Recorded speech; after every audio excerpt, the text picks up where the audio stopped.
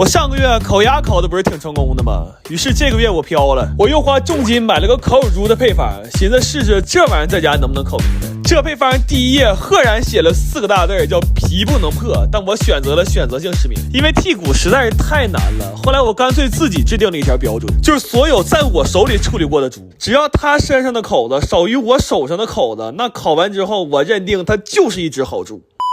然后我们还改造了一下狗聚德的烤炉，想取一些整砖，但光靠锤子效率非常低，就只能找一些有棱角的地方磕水泥。我是万万没想到啊，生活不光磨平了我的棱角，这回他还偷摸带走了房东的墙角。完这猪烟差不多了，就可以穿串了。但是呢，现在是这样的，我们希望给它烤成这样，找了一圈，发现最适合这个尺寸呢是胖的胳膊，但是着急用也来不及给它卸了，就买了一卷石膏绷带，只能拿它套个拱形模具出来。但是第一次也没什么经验，一不小心给石膏缠死了，索性就直接把脖子也给它缠上了。那天直播好多人都问说小胖到底咋了，其实咋也没咋地，就是气氛到了，不缠上总觉得心里空落落的。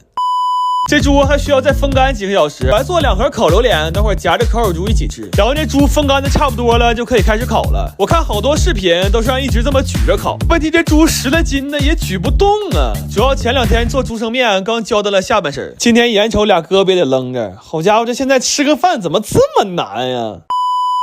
我们一共准备了2只猪，原本是打算一只烤光皮儿，一只烤麻皮儿，结果最后2只都烤成了糊皮儿，但这一点都不耽误它好吃。来个小猪腿再蘸上酸辣酱，我天哪，给我香的一愣一愣的呀！然后我看人吃烤乳猪，最后都得摔个盘子，但我也没舍得。不过该有的仪式感还是得有的。我散布了一圈之后，决定把小胖的石膏锤了。敲完这一锤，我们的夏天就结束了，因为现在哈尔滨晚上已经不到10度了，这才8月份呢，太他妈不尊重夏天了。我最近特别想吃猪肉脯，但是我看外卖的好多配料表上都有鸡肉，而且含量是未知的。再一个，肉脯都是肉泥做的嘛，我还怕他们用的都是边角料，所以我跟人拼了1头半的猪回来。我想看看这100%猪肉含量的猪肉脯在家做成本多少钱一斤。然后我研究了一下市面这些产品，我发现最优质的猪肉脯应该都是用肉片做的，而且工序非常复杂。我们研究了2天才整明白怎么在不加淀粉和食用胶的情况下，把这些小肉片最后能烤成一整张大肉片。这中间试错了无数回呀，有一单因为风干时间太长了，烤完吃一口差点没给牙崩掉了。但这肉光切片也不行，因为猪长得并不随人愿，一条猪腿上适合切片的肉其实就那么几块，所以我又研究了一下碎肉是怎么做肉脯的。我发现好吃的关键是肉馅得剁，不能绞，这样才能保留更多的颗粒感，并且在捶打过程中让肉自然的产生一些胶质。这70多斤肉我们整整剁了1天，给耳朵都震聋了，然后还得再调味绞劲儿，几天都没咋睡呀，那只能说是功夫不负有心人。终于在第3天的夜里，我们成功给我弟干出高血压来了。然后这肉馅需要给它擀成整张的形状再烤，但是最经典的金钱币形状我们没买到模具，就又嘎了一根家里的水管。不过这纯手工的金钱币效率实在是太慢了，我们拍了1宿才拍了300多个，给我拍的直恍惚。我寻思这不经典款吗？怎么干出一种限量款的感觉呢？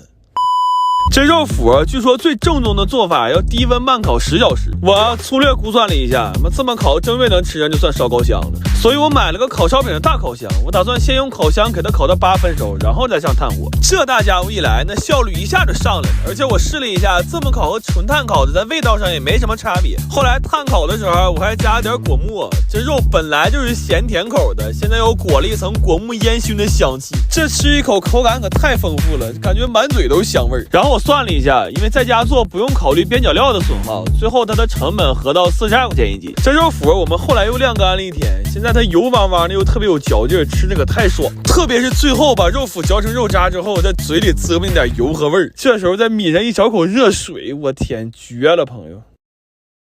我前2天看了个讲广东脆皮烧鹅的纪录片，那油滴来的时候都给我馋完了。然后我搜了一圈，发现现在满大街只有羊，也没有烧鹅可以吃，所以我托人买了个老广的烧鹅配方，我打算试试这玩意儿在家能不能做。然后我还买了几只专门做烧鹅的黑棕鹅，但现在物流太慢了，我就寻思先抓2只东北大鹅在家试烤一下。不过我发现了，能苟到现在还没被抓的鹅，那都绝非等闲之鹅。我们换了2个屯子，跟鹅扑腾了一整天，到最后愣是1只鹅都没抓着，完了还给腰子卡坏了。后来这鹅到了，我们的腰还没好呢，但也不想等了，就开始按照配方做了。这烧鹅做一次才明白，为什么饭店能卖到600-700一只，它这整个的制作过程太复杂了，光这腌鹅的酱就得用到20多种调料。然后我发现这烧鹅和烤鸭差不多，最难的都是对温度和时间的把握。但我们这现在外面太冷了，就导致这炉子用起来温度非常不稳定。就这么烤出来的鹅，要不然就是里边没熟，要不然就是整只鹅在炉里直接烤着了。后来实在没招了，我们就把炉子搬屋里来了。在室温环境下，这个炉子上温就非常快了，大概也就用了3分钟吧，整个屋都他妈仙气飘飘了。吃完饭再下鹅的时候，我们就非常谨慎了。而且我看纪录片里讲说，脆皮烧鹅最重要的灵魂是一碟酸梅酱，但是这个季节它买不到新鲜的青梅啊。后来我纠结了一下，我到底还是把我们家这个爹请出来了。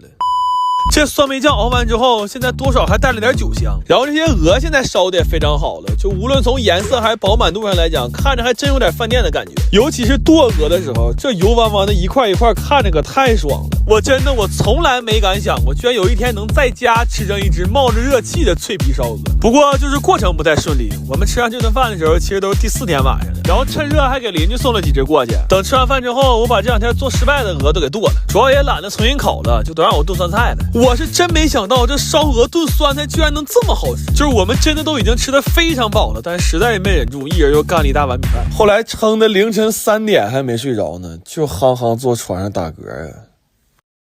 我最近特别想吃烤鸭，但是饭店动辄188一只，吃一顿就给我兜掏稀碎，所以我高价买了个商业版配方，打算在家实现烤鸭自由。配方上说烤鸭要想好吃必须得用砖炉，于是我买了2吨建材和3瓶速效回家搭炉子，但是从我搭那天开始就一直在下雨，3天下了8回，根本封不上顶。我估计等这炉子晾干投产呢，我他妈可能都穿上秋裤了。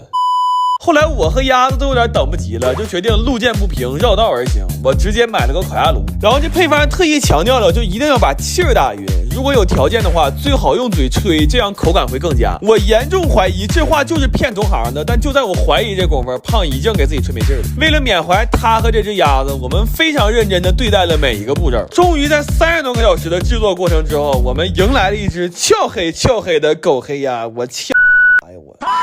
后来我又失败了几次，但我想通了一个事儿，就火候肯定不是3、2天能掌握的，我们应该扬长避短，我们的长项是熬啊。所以第2天8点，一人一个小板凳，准时坐着开熬。买盖鸭子终于成了，烤得越来越好，还给邻居送2只。当然前面那几只也没白牺牲，在实现烤鸭自由的路上，还收获了一波鸭架糖自由。后来这烤鸭出炉了，我1秒也等不了了，火速给它装盘上车了。这鸭子片的滋滋冒油，真要我命啊！特别是这鸭皮，这蘸满白糖吃可太爽了。不过仅有的理智还是让我们保持住了一点仪式感，一口一饼酱不流嘴，是我们对这只鸭子最后的优雅了。真的，我吃这烤鸭的时候热泪盈眶的，想想我这几个月的经历啊，从美食博主干成真实博主，甚至还一度干过户外博主。我现在终于回到美食序列了，我操！整3个月呀！你知道这3个月我是怎么过来的吗？